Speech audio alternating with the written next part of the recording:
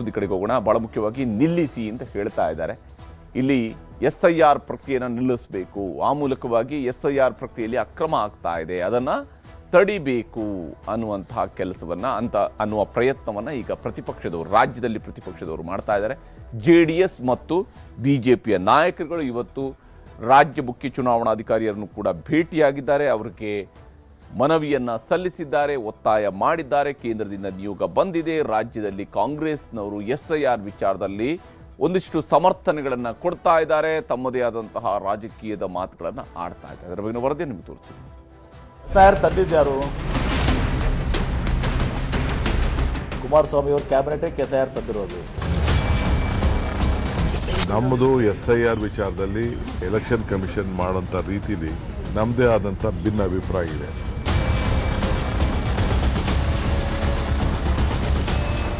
ಕಾನೂನು ಬಾಹಿರವಾಗಿ ಈ ಒಂದು ಪ್ರಕ್ರಿಯೆ ನಡೆಯತಕ್ಕಂಥದ್ದನ್ನ ದಾಖಲೆಗಳ ಸಮೇತವೇ ಚುನಾವಣಾ ಆಯುಕ್ತರಿಗೆ ಕೊಟ್ಟಿದ್ದೇವೆ. ಇಲ್ಲಿವರೆಗೆ ಏನಾಗಿದೆ ಅದು ಕಂಪ್ಲೀಟ್ ರೀಎನ್ಯುಮರೇಷನ್ ಅನ್ನ ಮಾಡಬೇಕು. ಇದು ಇಲ್ಲಿಗಲ್ ಆಗಿದೆ. ಸುಮ್ಮನೆ ಪ್ರತಿಭಟನೆ ಮಾಡ್ದಂಗೆ ತೋರಿಸ್ಬೇಕು, ಹೋಗಿ ದೂರು ಕೊಟ್ಟಂಗೆ ಇರಬೇಕು, ಮ್ಯಾಚ್ ಫಿಕ್ಸಿಂಗ್ ಆಗಬೇಕು. ರಾಜ್ಯದಲ್ಲಿ ಒಂದೆಡೆ ಕೇಂದ್ರ ಚುನಾವಣಾ ಆಯೋಗ ನಡೆಸುತ್ತಿರುವ SIR ಪ್ರಕ್ರಿಯೆ ಜೋರಾಗಿ ನಡೆಯುತ್ತಿದೆ. ಒಂದು ತಿಂಗಳಲ್ಲಿ ಈ ರಾಜ್ಯದ ಎಲ್ಲಾ ಮತದಾರರನ್ನ ತಲುಪಿ ಅವರಿಂದ ಅರ್ಜಿ ಪಡೆಯುವ ಪ್ರಕ್ರಿಯೆಯನ್ನು PLOಗಳು ಮಾಡುತ್ತಿದ್ರೆ, ಮತ್ತೊಂದೆಡೆ SIR ಪ್ರಕ್ರಿಯೆಯಲ್ಲಿ ಆಗುತ್ತಿರುವ ಲೋಪಗಳು, ಸಾಮೂಹಿಕವಾಗಿ ನಡೆಯುತ್ತಿರುವ SIR ಅರ್ಜಿ ತುಂಬುವ ಪ್ರಕ್ರಿಯೆಗಳ ವಿರುದ್ಧ ಬಿಜೆಪಿ ಹಾಗೂ JDS ಸಮರ ಸಾರಿವೆ. SIRನಲ್ಲಿ ನಡೆಯುತ್ತಿರುವ ಲೋಪಗಳ ಬಗ್ಗೆ ಬಿಜೆಪಿ JDS ನಾಯಕರು ರಾಜ್ಯ ಮುಖ್ಯ ಚುನಾವಣಾಧಿಕಾರಿಗೆ ದೂರು ಕೊಟ್ಟಿದ್ದಾರೆ. ಶಾಲೆ, ದೇವಸ್ಥಾನ, ಚೌಟ್ರಿಗಳಲ್ಲಿ SIR ಮಾಡುತ್ತಿರುವ ವಿಡಿಯೋಗಳ ಸಮೇತ ದೂರು ನೀಡಲಾಗಿತ್ತು.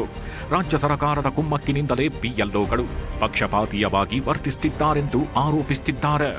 ಕರ್ನಾಟಕ ರಾಜ್ಯ ಸರ್ಕಾರದ ಕಾಂಗ್ರೆಸ್ಸಿನ ಕುಮ್ಮಕ್ಕಿನಿಂದ ಏನೋ ಅಕ್ರಮಗಳನ್ನು SIRದಲ್ಲಿ ಮಾಡ್ತಾ ಇದ್ದಾರೆ. ಇದರ ಒಂದು ವಿರುದ್ಧ ಪ್ರತಿಭಟಿಸಿ ಮನವಿಯನ್ನ ಕೊಟ್ಟಿದ್ದೇವೆ. ಹಿಂಡುಗಟ್ಟಲೆ ಕುರು ಹಿಂಡುಗತೆ ತೆಗೆದುಕೊಂಡು ಹೋಗಿ ಎನ್ಯುಮರೇಷನ್ ಮಾಡುವಂತ ಒಂದು ಪ್ರಯತ್ನವನ್ನ ಅಕ್ರಮದಲ್ಲಿ ಇವರು ತೊಡಗಿದ್ದಾರೆ. ಇಲ್ಲಿ ಇರ್ತಕ್ಕಂಥ ರಾಜ್ಯದ ಅಧಿಕಾರಿಗಳು ಯಾವ ರೀತಿಯಲ್ಲಿ ಸರ್ಕಾರದ ಒಂದು ಖುಷಿ ಪಡಿಸ್ತಕ್ಕಂಥ ರೀತಿಯಲ್ಲಿ ಅಕ್ರಮಗಳನ್ನು ನಡೆಸ್ತಾ ಇದ್ದಾರೆ, ಇದೆಲ್ಲ ಜಗಜ್ಜಾಹಿರವಾಗಿದೆ. ಇಲ್ಲಿ ನಡೀತಿರ್ತಕ್ಕಂಥ ಸತ್ಯಾಂಶ ಏನಿದೆ, ದಾಖಲೆಗಳ ಸಮೇತ ಇಟ್ಟಿದ್ದೇವೆ. SIR ವಿಚಾರದಲ್ಲಿ ಸಂಗ್ರಾಮವೇ ನಡೆಯುತ್ತಿದ್ದು, ಚುನಾವಣಾಧಿಕಾರಿಗಳಿಗೆ ದೂರುಗಳ ಸುರಿಮಳೆಯಾಗಿದೆ. SIR ಮಾಡುವ ಸ್ಥಳದ ನಿಯಮ ಉಲ್ಲಂಘನೆ ಆಗ್ತಿದೆ ಎಂಬ ಆರೋಪಕ್ಕೆ ಇನ್ನ PLOಗಳು ಮನೆಗೂ ಭೇಟಿ ಕೊಟ್ಟಿದ್ದಾರೆ ಅನ್ನೋದು ಸರ್ಕಾರದ ವಾದ. ಶಾಲೆ, ಮಂದಿರ, ಮಸೀದಿಗಳಲ್ಲಿ SIR ಆಗ್ತಿದೆ ಎಂಬ ಆರೋಪಕ್ಕೆ ಎಲ್ಲೂ ಕೂಡ ಆಯೋಗದ ಮಾರ್ಗಸೂಚಿ ಉಲ್ಲಂಘನೆ ಆಗಿಲ್ಲ ಅನ್ನೋದು ಸರ್ಕಾರದ ವಾದ. SIR ಪ್ರಕ್ರಿಯೆಯನ್ನೇ ರದ್ದುಗೊಳಿಸಬೇಕು ಎಂದರೆ ಬಿಹಾರ, ಬಂಗಾಳದಲ್ಲಿ ಆದಂತೆ ಕರ್ನಾಟಕದಲ್ಲಿ ಆಗಲು ಬಿಡಲ್ಲ ಅನ್ನೋದು ಕಾಂಗ್ರೆಸ್ನ ವಾದ. SIR ಪ್ರಕ್ರಿಯೆಯಲ್ಲಿ ಸರ್ಕಾರದ ಹಸ್ತಕ್ಷೇಪ ನಡೆಯುತ್ತಿದೆ ಅಂದ್ರೆ ಚುನಾವಣಾ ಆಯೋಗದ ಅಧಿಕಾರಿ ಉಸ್ತುವಾರಿಗಳಿಂದ ಕೆಲಸ ಆಗ್ತಿದೆ, ನಮ್ಮದೇನು ಪಾತ್ರ ಇಲ್ಲ ಅನ್ನೋದು ಕಾಂಗ್ರೆಸ್ನ ವಾದ. ಅವ್ರಿಗೇನು ಆತಂಕ ಅಂದ್ರೆ ನಮ್ಮ ಜನರಿಗೆ ಸರ್ಕಾರ ಇಷ್ಟು ಜಾಗೃತಿ ಮೂಡಿಸ್ತಾ ಇದೆಯಲ್ಲ, ಅದಕ್ಕೆ ಅವ್ರಿಗೆ ಭಯ ಇದೆ. ಅವ್ರದ್ದೊಂದು ದೊಡ್ಡ ಕುತಂತ್ರ ಏನಿದೆ ಅಂದ್ರೆ ಬಡವ್ರ ಮೇಲೆ ಏನಾದ್ರು ಮಾಡಿ ತೊಂದರೆ ಮಾಡಬೇಕು, ಅಲ್ಪಸಂಖ್ಯಾತಕ್ಕೆ ತೊಂದರೆ ಮಾಡಬೇಕು. ಸುಮ್ಮನೆ ಬಾಂಗ್ಲಾದೇಶಗಳಿಗೋಸ್ಕರ ಮಾಡ್ತೀವಿ. ಎಲ್ಲಿ ಯಾವ ಬಾಂಗ್ಲಾದೇಶ ಟೀಕೆ ಮಾಡ್ತಾ ಇದ್ದಾರೆ? ಟೀಕೆ ಮಾಡೋರಿಗೆ ಬೇಡನಕ್ಕಾಗ್ತದ? ಎಲಬಿಲ್ಲ ನಾಲಿಗೆ ಮಾಡ್ಲಿ. ಇಲ್ಲಿ ನಡೀತಿರ್ತಕ್ಕಂಥ ಸತ್ಯಾಂಶ ಏನಿದೆ, ದಾಖಲೆಗಳ ಸಮೇತ ಇಟ್ಟಿದ್ದೇವೆ. ಎಲ್ಲಿದೆ ಜಾಗೃತಿ? ಯಾವ ಜಾಗೃತಿ ಮೂಡಿಸ್ತಾ ಇದ್ದೀರಿ? ಅಕ್ರಮ ಮತದಾರ ಕ್ರಿಯೇಟ್ ಮಾಡೋದಕ್ಕೆ ಜಾಗೃತಿ ಮೂಡಿಸ್ತಾ ಇದ್ದೀರಾ ನೀವು? ಕುಮಾರಸ್ವಾಮಿ ಅವರನ್ನ ದಾಳವಾಗಿ ಉಪಯೋಗಿಸಿಕೊಳ್ತಾ ಇದ್ದಾರೆ ಭಾರತೀಯ ಜನತಾ ಪಾರ್ಟಿಯವರು. ಅವ್ರಿಗೆ ಬೇಕಾದಾಗ ದೊಡ್ಡಗೌಡರಿಗೆ ತಗೊಂಡೋಗಿ ರಾಜ್ಯಸಭಾ ಮಾಡಿ ಆವಾಗ ಕಾಂಗ್ರೆಸ್ ಪಕ್ಷದವ್ರು ಮಾಡಿದ್ದು. ಈ ಬಾರಿ ಅವ್ರಿಗೆ ಮೂಗಿಗೆ ಬೆಣ್ಣೆ ಹಚ್ಚಿ ಬಿಟ್ಬಿಟ್ಟಿದ್ರು. ಆದ್ರಿಂದ ಕುಮಾರಸ್ವಾಮಿ ಅವರು ಸ್ವಲ್ಪ ಹಿಂದಿನ ಇತಿಹಾಸ ನೋಡಿದ್ರೆ ಚೆನ್ನಾಗಿ ಗೊತ್ತಾಗುತ್ತೆ. ಭಾರತೀಯ ಜನತಾ ಪಾರ್ಟಿ ಇನ್ನು ಸ್ವಲ್ಪ ದಿವಸದಲ್ಲಿ JDSನ ಒಡೆಯೋದು ಅಥವಾ ಮುಗಿಸೋದು ಕೆಲಸ ಮಾಡ್ತಾರೆ. ಆವಾಗ ಅವ್ರಿಗೇನಾದ್ರೂ ರಕ್ಷಣೆ ಕೊಡಬೇಕಾದ್ರೆ ನಾವೇ ಕೊಡಬೇಕು.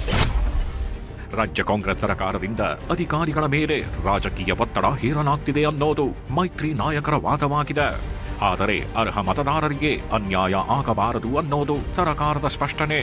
ಅಕ್ರಮ ವಲಸಿಗರ ಸೇರ್ಪಡೆಗೆ ಹುನ್ನಾರ ನಡೆಯುತ್ತಿದೆ ಅಂದ್ರೆ ಪಶ್ಚಿಮ ಬಂಗಾಳದಲ್ಲಿ ಮತದಾನದ ಹಕ್ಕನ್ನೇ ಕಸಿದವರು ಬಿಜೆಪಿಯವರು ಅಂತ ಕೈ ನಾಯಕರು ತಿರುಗೇಟು ಕೊಟ್ಟರು. ಅಕ್ರಮ ಬಾಂಗ್ಲಾ ವಲಸಿಗರ ಸೇರ್ಪಡೆಗೆ ಹುನ್ನಾರ ಅನ್ನೋ ಪ್ರಶ್ನೆಗೆ ಅಕ್ರಮ ಬಾಂಗ್ಲಾ ವಲಸಿಗರು ಗೆದ್ದಿದ್ದಾರೆ ಹೇಳಿ ಅಂತ ಸಿಎಂ ಮರುಪ್ರಶ್ನೆ ಹಾಕಿದ್ದಾರೆ. ಗ್ಯಾರಂಟಿಗಳ ಲಿಂಕ್ ಮಾಡಿ ರಾಜಕೀಯ ಎಂಬ ಆರೋಪಕ್ಕೆ ಸರ್ಕಾರ ಸ್ಪಷ್ಟನೆ ಕೊಟ್ಟಿದ್ದು, ಗ್ಯಾರಂಟಿಗೂ ಎಸ್ಐಆರ್ಗೂ ಲಿಂಕ್ ಮಾಡಿಲ್ಲ ಎಂದಿದೆ. 2028ರ ಚುನಾವಣೆ ಗೆಲ್ಲೋದಕ್ಕೆ ಕುತಂತ್ರ ಅಂತ ಮೈತ್ರಿ ನಾಯಕರು ಆರೋಪ ಮಾಡಿದ್ರೆ ಕರ್ನಾಟಕಕ್ಕೆ ಅನ್ಯಾಯ ಆಗಲು ಬಿಡಲ್ಲ ಅನ್ನೋದು ಕೈ ನಾಯಕರ ಶಪಥ. ರಾಜ್ಯ ಚುನಾವಣಾಧಿಕಾರಿಗೆ ದೂರು ನೀಡಿದ ಮಾದರಿಯಲ್ಲದೆ ನಾಳೆ ಅಥವಾ ನಾಡಿದ್ದು ಪ್ರಹ್ಲಾದ್ ಜೋಶಿ ಹಾಗೂ ಕುಮಾರಸ್ವಾಮಿ ಕೇಂದ್ರ ಚುನಾವಣಾ ಆಯೋಗಕ್ಕೂ ದೂರು ಕೊಡಲಿದ್ದಾರೆ. ಇದಕ್ಕೆ ಟಕ್ಕರ್ ಕೊಟ್ಟಿರುವ ಕಾಂಗ್ರೆಸ್ ತಾನು ಹೋರಾಟ ಮಾಡುವ ಎಚ್ಚರಿಕೆ ನೀಡಿದೆ. ಅಷ್ಟೇ ಅಲ್ಲ, ಕೇಂದ್ರ ಚುನಾವಣಾ ಆಯೋಗಕ್ಕೆ ತಾವು ದೂರು ಕೊಡೋದಾಗಿ ಕೈ ನಾಯಕರು ಹೇಳ್ತಿದ್ದಾರೆ. ಕರ್ನಾಟಕ ರಾಜ್ಯದಲ್ಲಿ ನ್ಯಾಯಯುತವಾಗಿ ಎಸ್ಐಆರ್ ಅನ್ನ ಮಾಡಕ್ ಬಿಡಲ್ಲ. 2028ರಲ್ಲಿ ಮತ್ತೆ ನೀವು ಮುಖ್ಯಮಂತ್ರಿ ಆಗುವಂತ ಆತುರದಲ್ಲಿ ಕಾನೂನು ಬಾಹಿರವಾಗಿ ಎಸ್ಐಆರ್ ಅನ್ನು ಮಾಡಕ್ ಹೊರಟಿದ್ದೀರಿ. ಯಾರು ಬಾಂಗ್ಲಾದೇಶದಿಂದ ಬಂದಿದ್ದಾರೆ, ಯಾರು ನಮ್ಮ ಮತದಾರ ಪಟ್ಟಿಯಲ್ಲಿ ಇಲ್ಲ, ಅವರನ್ನೇ ಇನ್ಕ್ಲೂಡ್ ಮಾಡಕ್ ಹೊರಟಿದ್ದಾರೆ. ಇಲ್ಲಿಯ ಅಧಿಕಾರಿಗಳು ಫಾರ್ಮ್ ನಂಬರ್ 6 ಮತ್ತು ಫಾರ್ಮ್ ನಂಬರ್ 8 ಅನ್ನು ಕೊಡ್ತಾ ಇಲ್ಲ. ಅಂದ್ರೆ ನಿಮ್ಮ ಉದ್ದೇಶ ಏನು? ನಿಮ್ಮ ಉದ್ದೇಶ ಇರುವಂತದ್ದು ಕರ್ನಾಟಕ ರಾಜ್ಯದಲ್ಲಿ ನ್ಯಾಯಯುತವಾದಂತ ಮತದಾರ ಪಟ್ಟಿ ಆಗಬಾರದು, ಇದು ನಿಮ್ಮ ಉದ್ದೇಶ ಇದೆ. ಹೊಸದಾಗಿ SIR ತಗೊಂಡಿದ್ದಾರೆ. SIR ತಗೊಂಡು ನಾನು ಬೆಂಗಾಲಲ್ಲಿ ಚುನಾವಣೆ ಉಸ್ತುವಾರಿ ವಹಿಸಿದ್ದೆ. 91 ಲಕ್ಷ ಕೈ ಬಿಟ್ಟಿದ್ದಾರೆ, 27 ಲಕ್ಷ ಅಡ್ಜುಡಿಕೇಶನ್ ಅಲ್ಲಿದೆ. ಆದರೆ 27 ಲಕ್ಷ ಜನಕ್ಕೆ ಮತ ಚಲಾವಣೆ ಮಾಡೋದನ್ನ ಅಡ್ಡ ಹಾಕಿರ್ತಕ್ಕಂಥದ್ದು ಪ್ರಜಾಪ್ರಭುತ್ವದ ಆಶಯದ ವಿರುದ್ಧ, ಸಂವಿಧಾನದ ಆಶಯ ವಿರುದ್ಧ ಅಂತ ಹೇಳಿಕ್ಕೆ ಇಚ್ಛೆ ಬಿಡುತ್ತೆ. ಶಾಸಕರ ಭಾವಚಿತ್ರವನ್ನ BLAಗಳು ಹಾಕಿ ಪ್ರಚಾರ ಮಾಡ್ತಾ ಇದ್ದಾರೆ. ಈ ರೀತಿಯಾಗಿ ಮೋಸದಿಂದ ಈ ಪ್ರಕ್ರಿಯೆಯನ್ನ ಮುಂದುವರಿಸಲಿಕ್ಕೆ ಕೊಡಬಾರದು. ಹಿಂಡುಗಟ್ಟಲೆ ಕುರು ಹಿಂಡುಗತೆ ತೆಗೆದುಕೊಂಡು ಹೋಗಿ ಎನ್ಯುಮರೇಷನ್ ಮಾಡುವಂತ ಒಂದು ಪ್ರಯತ್ನವನ್ನ ಅಕ್ರಮದಲ್ಲಿ ಇವರು ತೊಡಗಿದ್ದಾರೆ. ಕ್ಯಾಬಿನೆಟ್ ನಲ್ಲಿ ಒಂದು 12 ತೀರ್ಮಾನಗಳಾಗಿದೆ. ಈ SIR ಪ್ರಕ್ರಿಯೆಯಲ್ಲಿ ಇರುವಂತ ಲೋಪಗಳನ್ನ ಬಹಳ ವೈಜ್ಞಾನಿಕವಾಗಿ, ಬಹಳ ಲಾಜಿಕಲಿ, ಸಂವಿಧಾನಿಕವಾಗಿ ನಾವು ಅವರಿಗೆ ಕೆಲವು ಸಲಹೆ ಮತ್ತೆ ಪ್ರಶ್ನೆಗಳನ್ನ ಕೇಳಿದ್ದೀವಿ. ಯಾರು? ಕರ್ನಾಟಕ ರಾಜ್ಯ ಸರ್ಕಾರ. ನಾನು ವೈಯಕ್ತಿಕವಾಗಲ್ಲ. ಅದನ್ನ ನಾವು ಹೋಗಿ ಅವರಿಗೆ ಕೊಡಬೇಕು ಅಂದ್ರೆ ನಮಗೆ ಟೈಮ್ ಕೊಡಲ್ಲ. ವಿರೋಧ ಪಕ್ಷದವ್ರಿಗೆ ಕೊಡ್ತಾರೆ ಅಂದ್ರೆ ಏನರ್ಥ? ಯಾರ ಕೈಗೊಂಬೆ ಇವರು? ಇವೆಲ್ಲ ನಾಟಕ ಇವ್ರದ್ದು. ಇವತ್ತು ಸಂತೆಯಲ್ಲಿದ್ದಂಥ ಕುರಿಗಳು, ಮೇಕೆಗಳು, ದನಕರುಗಳನ್ನು ಸಂತೆಯಲ್ಲಿ ಕರ್ಕೊಂಡೋಗಿ ಅಲ್ಲಿ ಒಂದು ಕಡೆ ಕೂಡಿ ಹಾಕಿದರೆ ಯಾವ ರೀತಿಯಲ್ಲಿ ಮಧ್ಯಸ್ಥರು ಯಾವ ರೀತಿಯಲ್ಲಿ ವ್ಯಾಪಾರವನ್ನು ಮಾಡ್ತಾರೋ ಆ ರೀತಿ ಸರ್ಕಾರ ವ್ಯಾಪಾರವನ್ನು ಮಾಡೋಂಥ ಕೆಲಸ ಆಗ್ತಾ ಇದೆ. ಈ ಪವಿತ್ರವಾದಂಥ ಕಾರ್ಯಕ್ರಮವನ್ನು ಈ ಸರ್ಕಾರ, ಈ ರಾಜ್ಯದ ಮುಖ್ಯಮಂತ್ರಿಗಳಾದಂಥ DK ಶಿವಕುಮಾರ್ ಅವರು ಕುಲಗೆಡಿಸಂತ ಕೆಲಸ ಮಾಡ್ತಾ ಇದ್ದಾರೆ. SIR ದಿಂದ ಏನು ವೆಸ್ಟ್ ಬೆಂಗಾಲ್ನಲ್ಲಿ, ಉತ್ತರ ಪ್ರದೇಶದಲ್ಲಿ, ಬೇರೆ ಬೇರೆ ರಾಜ್ಯದಲ್ಲಿ ಅನ್ಯಾಯ ಮಾಡಿದ್ದಾರೆ, ಆ ಅನ್ಯಾಯವನ್ನು ಕರ್ನಾಟಕ ರಾಜ್ಯದಲ್ಲಿ ಮಾಡಲಿಕ್ಕೆ ನಾವು ಬಿಡೋದಿಲ್ಲ. ಕಾಂಗ್ರೆಸ್ ಪಕ್ಷ ಸಜ್ಜಾಗಿದೆ, ನಮ್ಮ ಸರ್ಕಾರ ಕೂಡ ಸಜ್ಜಾಗಿದೆ. ಹೀಗಾಗಿ ಪ್ರತಿಯೊಬ್ಬ ನಾಗರಿಕನ ಹಕ್ಕನ್ನ ರಕ್ಷಣೆ ಮಾಡಲಿಕ್ಕೆ ಕಾಂಗ್ರೆಸ್ ಪಕ್ಷ ಬದ್ಧಾಗಿದೆ. ದುಡ್ಡು ಕೊಟ್ಟು ಓಟ್ ಹಾಕ್ಸ್ಕೊಂತೀನಿ ಯಾವನ್ಗನ ಬೇಕಾದ್ರೆ ಅಂತ ಸ್ಥಿತಿ. ಮತ್ತೆ ಅವ್ರಿಗೆಲ್ಲ ಇವಾಗ SIR ಮಾಡ್ತಾವ್ರಲ್ಲ, ಎಲ್ಲ ಮುಸಲ್ಮಾನರನ್ನ, ಈ ಬಾಂಗ್ಲಾದೇಶದವ್ರನ್ನೆಲ್ಲ ಸೇರ್ಸ್ಕೊಂತವ್ರೆ. ಪಾಕಿಸ್ತಾನದವ್ರು, ಬಾಂಗ್ಲಾದೇಶದವ್ರೆಲ್ಲ ಓಟ್ಗೆ ಸೇರ್ಸ್ಕೊಂತಾರೆ. ಅದ ನಾವು ಗೆಲ್ತೀರಿ ಅಂತ. ಹಂಗೆ ಏನು ಎಲೆಕ್ಷನ್ ಕಮಿಷನ್ ಅವರು ಸೂಚನೆಗಳು ಕೊಟ್ಟಿದ್ದಾರೆ ಅದರ ಪ್ರಕಾರ ಕೆಲಸ ನಡೀತಾ ಇದೆ. ಅದರಲ್ಲಿ ಯಾವ ಗೊಂದಲಗಳು ಕೂಡ ಇಲ್ಲ. ಏನಾದರೂ ಅವರು ಮಾನಿಟರ್ ಮಾಡ್ತಾರಲ್ವಾ, ಎಲೆಕ್ಷನ್ ಕಮಿಷನ್ ಅವರು ಮಾನಿಟರ್ ಮಾಡ್ತಾರೆ. ಏನಾದರೂ ತಪ್ಪುಗಳಿದ್ರೆ ಅವರು ನೋಡ್ತಾರೆ. ರಾಜಕೀಯ ಕಾರಣದಿಂದ ಬೇರೆಯವರು, ಈಗ BJP ಅವರಾಗಲಿ, ಜನತಾ ದಳದವರು, ರಾಜಕೀಯ ಕಾರಣದಿಂದ ಅವರ ಹೇಳಿಕೆಗಳು ಕೊಡೋದ್ರಲ್ಲಿ ಅರ್ಥವಿಲ್ಲ.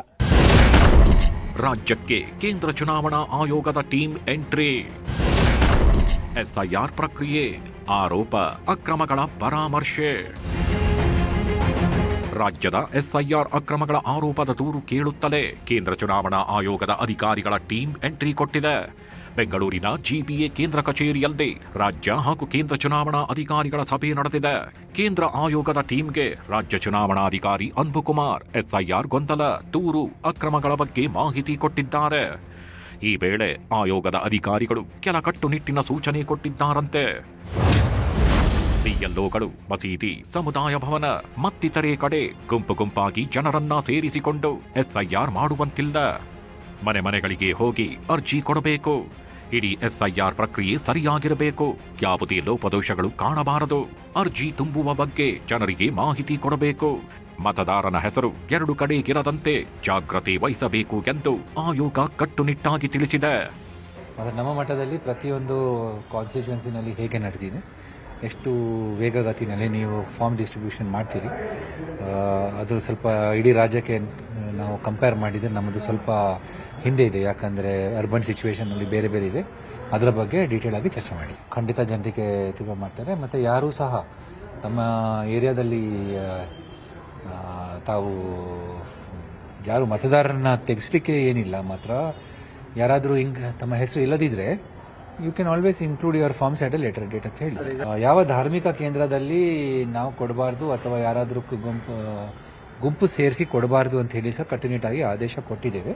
ಅದರ ಪ್ರಕಾರನೇ ಕೆಲಸ ಎಸ್ಐಆರ್ ವೇಳೆ ರಾಜಕೀಯ ನಾಯಕರ ಭಾವಚಿತ್ರಗಳನ್ನ ಪ್ರದರ್ಶಿಸುತ್ತಿರುವ ಬಗ್ಗೆಯೂ ಸಭೆಯಲ್ಲಿ ಚರ್ಚೆಯಾಗಿದೆ.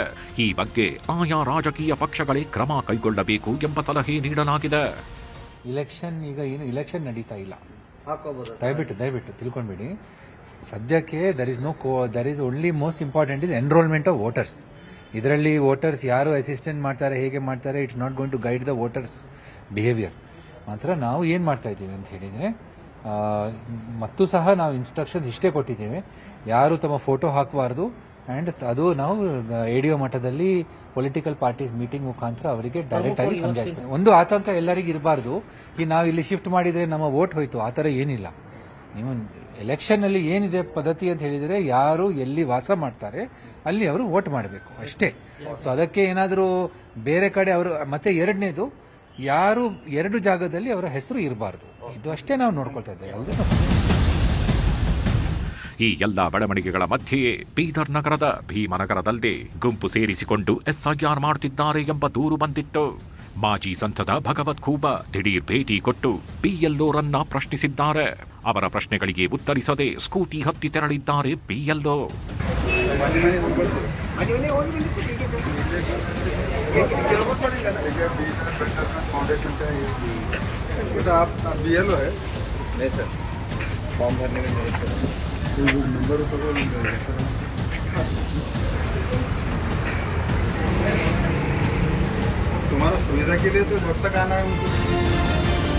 ಇನ್ನೊಂದು ಕಡೆ ಶಿವಮೊಗ್ಗ ಜಿಲ್ಲೆಯ ಭದ್ರಾವತಿ ತಾಲೂಕಿನ ಕಲ್ಲಾಪುರ ಬಳಿ ಕೋಡಿ ಹೊಸೂರು ಗ್ರಾಮದಲ್ಲಿ ಎಸ್ಐಆರ್ಗೆ ತೆರಳಿದ್ದ ಅಂಗನವಾಡಿ ಶಿಕ್ಷಕಿ ಮೃತಪಟ್ಟಿದ್ದಾರೆ. ಹೀಗೆ ಎಸ್ಐಆರ್ ಪ್ರಕ್ರಿಯೆ ವೇಳೆ ಒಂದಷ್ಟು ದುರಂತಗಳು ನಡೆಯುತ್ತಿದ್ರೆ, ಅದಕ್ಕಿಂತ ಜಾಸ್ತಿ ರಾಜಕೀಯ ರಾದ್ಧಾಂತಗಳು ನಡೆಯುತ್ತಿವೆ. ಇವಕ್ಕೆಲ್ಲ ಕೇಂದ್ರ ಚುನಾವಣಾ ಆಯೋಗ ಯಾವ ಸ್ವರೂಪದಲ್ಲಿ ಉತ್ತರ ಕೊಡುತ್ತೆ ಅನ್ನೋದನ್ನ ನೋಡಬೇಕಿದೆ. Bureau report, news 18. ಇವತ್ತು ರಾಮ ಮಂದಿರ ಟ್ರಸ್ಟ್ನ ಸಭೆ ನಡೆದಿದೆ. ಆ ಸಭೆಯಲ್ಲಿ ಇಬ್ಬರ ರಾಜೀನಾಮೆಯನ್ನು ಅಂಗೀಕಾರ ಮಾಡಿಕೊಳ್ಳಲಾಗಿದೆ. ಹಾಗೆಯೇ ಅಯೋಧ್ಯೆಯಲ್ಲಿ ನಡೆದಿರುವಂತಹ ಅಕ್ರಮ ಬಯಲಾಗುತ್ತಾ ಅನ್ನುವಂತಹ ಪ್ರಶ್ನೆಯೂ ಕೂಡ ಇದ್ದೇ ಇರುವಂಥದ್ದು. ವಿಶೇಷವಾಗಿ ಅಯೋಧ್ಯೆ ಅಕ್ರಮದ ಬಗ್ಗೆ ಟ್ರಸ್ಟ್ ಇವತ್ತು ಅತ್ಯಂತ ಮಹತ್ವದ ಸಭೆಯನ್ನು ನಡೆಸಿತು. ಇವತ್ತು ನಡೆಸಿದಂತಹ ಸಭೆಯೊಳಗೆ ಬಹಳ ಮುಖ್ಯವಾಗಿ ಇಬ್ಬರು ಏನು ರಾಜೀನಾಮೆಯನ್ನು ಕೊಟ್ಟಿದ್ರು, ಆ ರಾಜೀನಾಮೆಗಳನ್ನು ಅಂಗೀಕಾರ ಮಾಡುವಂಥ ಕೆಲಸವನ್ನು ಮಾಡಲಾಯಿತು. ಚಂಪತ್ ರಾಯ್ ಮತ್ತು ಅನಿಲ್ ಮಿಶ್ರಾ ಅವರದ್ದು. ಹಾಗೂ 3/2 ಮೆಜಾರಿಟಿ ಆಧಾರದ ಮೇಲೆ ಚಂಪತ್ ರಾಯ್ ರಾಜೀನಾಮೆಯನ್ನು ಅಂಗೀಕಾರವನ್ನು ಮಾಡ್ಕೊಂಡಿರ್ತಕ್ಕಂತಹ ಟ್ರಸ್ಟ್ ಆ ಹುದ್ದೆಗೆ ಇನ್ನೊಬ್ಬರನ್ನ ನೇಮಕ ಕೂಡ ಮಾಡಿದೆ. ಟ್ರಸ್ಟ್ನ ಹಂಗಾಮಿ ಪ್ರಧಾನ ಕಾರ್ಯದರ್ಶಿಯಾಗಿ ಕೃಷ್ಣಮೋಹನ್ ಅವರನ್ನ ನೇಮಿಸಿಕೊಳ್ಳಲಾಗಿದೆ. ಮತ್ತು ಚಂಪತ್ ರಾಯ್ ರಾಜೀನಾಮೆ ಅಂಗೀಕಾರದ ನಂತರ ಕೃಷ್ಣಮೋಹನ್ ಅವರಿಗೆ ಜವಾಬ್ದಾರಿಯನ್ನು ವಹಿಸಲಾಗಿದೆ. ಆದರೆ ಹಂಗಾಮಿಯಾಗಿ ಅವರಿಗೆ ಜವಾಬ್ದಾರಿಯನ್ನು ವಹಿಸುವಂತಹ ಕೆಲಸವನ್ನು ಈಗಾಗಲೇ ಟ್ರಸ್ಟ್ ಮಾಡಿದೆ. ಮತ್ತು ವಿಶೇಷವಾಗಿ ತಪ್ಪಾಗಿದೆ ಅಂತ ವಿಷಾದವನ್ನು ವ್ಯಕ್ತಪಡಿಸಿದ್ದಾರಂತೆ ಟ್ರಸ್ಟ್ ಮುಂದೆ ಮಾಜಿಗಳು. ಟ್ರಸ್ಟ್ ಸಭೆಯಲ್ಲಿ ದೇಣಿಗೆ ಅಕ್ರಮದ ಬಗ್ಗೆ ಸದಸ್ಯರು ಚರ್ಚೆಯನ್ನ ನಡೆಸಿದ್ದಾರೆ. ವಿಶೇಷವಾಗಿ ದೇಣಿಗೆ ಕಳ್ಳತನದ ಬಗ್ಗೆ ಟ್ರಸ್ಟ್ ಸದಸ್ಯರು ತೀವ್ರ ಆಘಾತವನ್ನು ವ್ಯಕ್ತಪಡಿಸಿದ್ದಾರೆ, ತೀವ್ರ ಬೇಸರವನ್ನು ವ್ಯಕ್ತಪಡಿಸಿದ್ದಾರೆ. ದೇಣಿಗೆ ಕಳ್ಳತನ ವಿಚಾರದಲ್ಲಿ ವಿಷಾದ ವ್ಯಕ್ತಪಡಿಸಿದ್ದಾರಂತೆ ಚಂಪತ್ ರಾಯ್ ಕೂಡ ವಿಷಾದ ವ್ಯಕ್ತಪಡಿಸಿದ್ದಾರಂತೆ. ಟ್ರಸ್ಟ್ ಬಳಿಯಲ್ಲಿ ವಿಷಾದ ವ್ಯಕ್ತಪಡಿಸಿರುವ ಮಾಜಿ ಸದಸ್ಯರುಗಳಿಬ್ಬರು ಕೂಡ, ಮಾಜಿ ಪ್ರಧಾನ ಕಾರ್ಯದರ್ಶಿ ಮತ್ತು ಮಾಜಿ ಸದಸ್ಯ, ದೇಣಿಗೆ ಅಕ್ರಮದ ಬಗ್ಗೆ ಚಂಪತ್ ರಾಯ್ ಮತ್ತು ಅನಿಲ್ ಮಿಶ್ರಾ ಅವರು ವಿಷಾದ ವ್ಯಕ್ತಪಡಿಸಿದ್ದಾರೆ. ಇದುವರೆಗೆ ಯಾವುದೇ ಅಕ್ರಮ ಆಗಿಲ್ಲ ಅಂತೆಲ್ಲ ಹೇಳ್ತಿದ್ದವರು ಈಗ ವಿಷಾದದ ಹಂತಕ್ಕೆ ಬಂದು ತಲುಪಿದ್ದಾರೆ. ಟ್ರಸ್ಟ್ನ ಬಯಲ ಪ್ರಕಾರ ರಾಜೀನಾಮೆಯನ್ನು ಅಂಗೀಕಾರ ಮಾಡಿಕೊಳ್ಳಲಾಗಿದೆ. ಚಿನ್ನಾಭರಣ, ಬೆಳ್ಳಿ ವಸ್ತುಗಳ ಬಗ್ಗೆಯೂ ಕೂಡ ಟ್ರಸ್ಟ್ ಮಾಹಿತಿಯನ್ನು ಸಂಗ್ರಹಿಸಿದೆ. ವಿಶೇಷವಾಗಿ ಜುಲೈ 22ರಂದು ಮತ್ತೆ ಸಭೆ ಸೇರಿ ಎಲ್ಲ ವಿವರವನ್ನು ನೀಡೋದಕ್ಕೆ ಟ್ರಸ್ಟ್ ನಿರ್ಧಾರವನ್ನು ಕೈಗೊಂಡಿರುವಂಥದ್ದು. ಏನಾದರೂ ಆಗಲಿ, ಇಲ್ಲಿ ಕಳ್ಳತನ ಮಾಡದಂಥವರು ಗೊತ್ತಾಗಬೇಕು ಮತ್ತು ಕಳ್ಳತನ ಮಾಡದಂಥವ್ರಿಗೆ ಕಠಿಣ ಶಿಕ್ಷೆ ಆಗಲೇಬೇಕು ಅನ್ನುವಂಥದ್ದು ರಾಮಭಕ್ತರ ಆಗ್ರಹ.